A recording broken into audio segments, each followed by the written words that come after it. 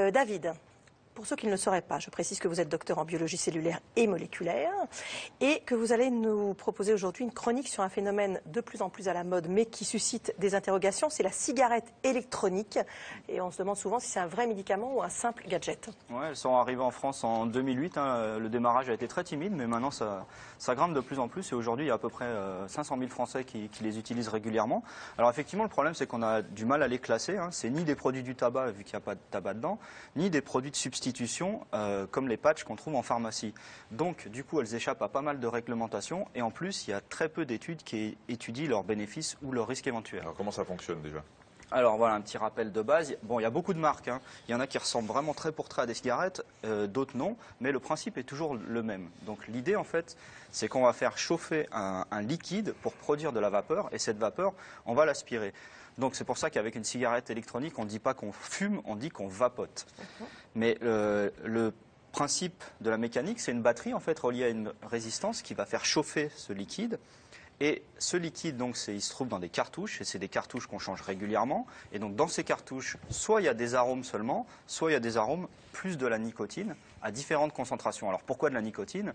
Parce que c'est la substance qui rend accro les fumeurs et dont ils ont le plus de mal à se débarrasser. On reste sur ce liquide, qu'est-ce qu'il y a dedans exactement ? Alors, il y a deux types de liquides qui sont principalement utilisés. De la glycérine végétale, qui est un liquide, somme toute, assez naturel. Et puis, sinon, c'est du propylène glycol, c'est lui qui suscite le plus d'inquiétude. Alors, pourtant, il faut savoir qu'il est utilisé depuis très longtemps et un peu partout. On le retrouve dans l'alimentation en tant qu'additif, dans des sauces, des assaisonnements. On le retrouve en tant qu'agent d'hydratation dans plein de produits cosmétiques. Et puis, même en médecine, il était utilisé dans les nébuliseurs pour faire des aérosols, pour délivrer certains traitements contre des maladies respiratoires, contre l'asthme. Donc en fait, on a pas mal de recul et il ne semble pas que le propylène glycol soit dangereux. Le souci, c'est que des fois sur Internet, on le confond avec un cousin à lui, l'éthylène glycol, qui lui est beaucoup plus toxique. Alors il y a plein de substances différentes, je ne sais plus combien dans les...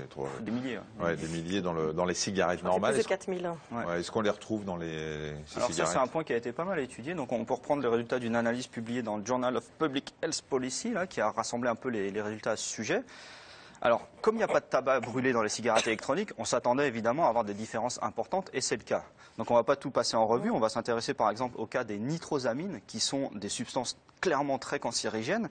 Et donc on les a comparées, en fait, la quantité de nitrosamines entre les cigarettes électroniques et les cigarettes normales. Et vous voyez sur ce tableau, quand on regarde le total, cigarettes électroniques contre cigarettes normales, il y a de 500 à 1400 fois moins de nitrosamine dans les cigarettes électroniques. Et c'est à peu près du même niveau de ce qu'on trouve dans un patch finalement. C'est quasiment à l'état de trace.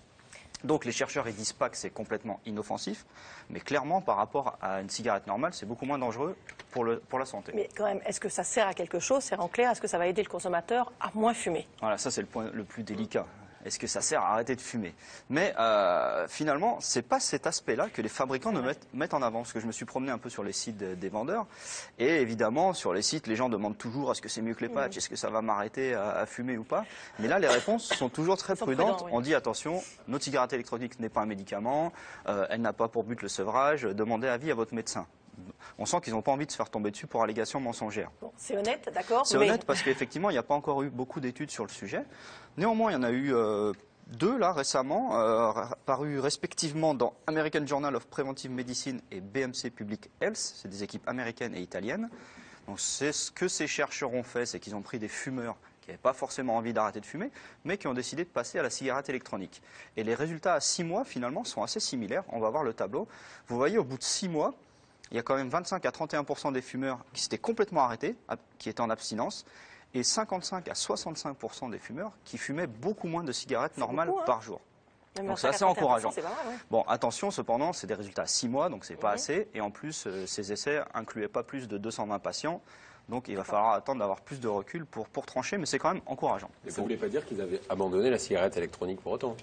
Non, certains, enfin, avaient tout arrêté, mais d'autres continuaient la cigarette électronique. Il a le droit d'intervenir. Oui, justement, c'est là. Il a le droit, mais pas au moment où je vais poser une question. Vous n'allez pas vous y mettre à deux aujourd'hui, quand même. Moi, je trouve qu'elle a été vachement pertinente, sa question. David, d'où vient cette efficacité des cigarettes électroniques ? Justement, ce qui se demandait. Et effectivement, si on reprend la méta-analyse dont je parlais avant... J'essaie de la formuler de façon un peu plus distincte pour les téléspectateurs qui nous regardent. Non, c'est surtout pour ne pas passer pour un imbécile. J'ai bien compris. Donc, en fait, les rares articles qui ont étudié le phénomène Ils affirment que l'efficacité n'est pas liée seulement à la présence de nicotine dans les cigarettes électroniques. Parce que même si on ne met pas de nicotine dedans, il y a quand même une diminution très claire de l'envie de fumer. Et effectivement, c'est assez logique parce qu'on sait que dans l'addiction au tabac, l'aspect comportemental est très important. Donc pour un fumeur, avoir un objet qui ressemble à une cigarette avec laquelle il peut fumer et faire les mêmes gestes, forcément, c'est beaucoup plus motivant et efficace que de se coller un simple patch, quoi. Alors, est-ce que la réglementation va évoluer ou pas? Alors, ou pas? Non, Oui. c'est- Non, Qui vous voulez soulève, reformuler la Michel, je vous en question, prie. non? pas du tout. Je trouvais que cette question était très pertinente. C'est vrai. Vous êtes très gentil, Michel. Donc en France, on est très très prudent sur le sujet. Il y a l'Office français de lutte contre le tabagisme qui est en train de mener une mission d'évaluation sur le sujet. Mais en attendant les résultats, il insiste sur le fait que la seule solution, c'est l'abstinence totale qui doit être obtenue via un vrai suivi médical. Et quant à notre agence de sécurité du médicament, depuis 2011, là, comme on le voit sur le communiqué, elle recommande de ne pas consommer de cigarettes électroniques parce que la nicotine, c'est une substance dangereuse et addictive.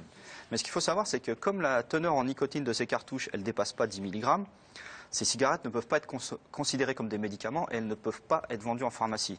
Mais ça veut dire aussi que du coup, elles n'ont pas besoin d'autorisation de mise sur le marché. Or, pourtant, il faudrait vraiment des études sur le long terme pour s'assurer qu'il n'y a aucune toxicité et aucun risque parce que c'est des produits de consommation courante qu'on peut acheter n'importe où, quoi. Donc on attendra vraiment les résultats de ces études. En attendant, le seul truc qu'on peut dire, c'est que c'est clairement moins pire que les cigarettes normales. C'est quand même bizarre de ne pas recommander ça alors qu'ils recommandent le patch qui contient de la nicotine. Oui, alors que les bon, taux de c'est un nicotine médicament et pas l'autre. sont équivalents. Ouais. D'accord. Merci à tous les trois.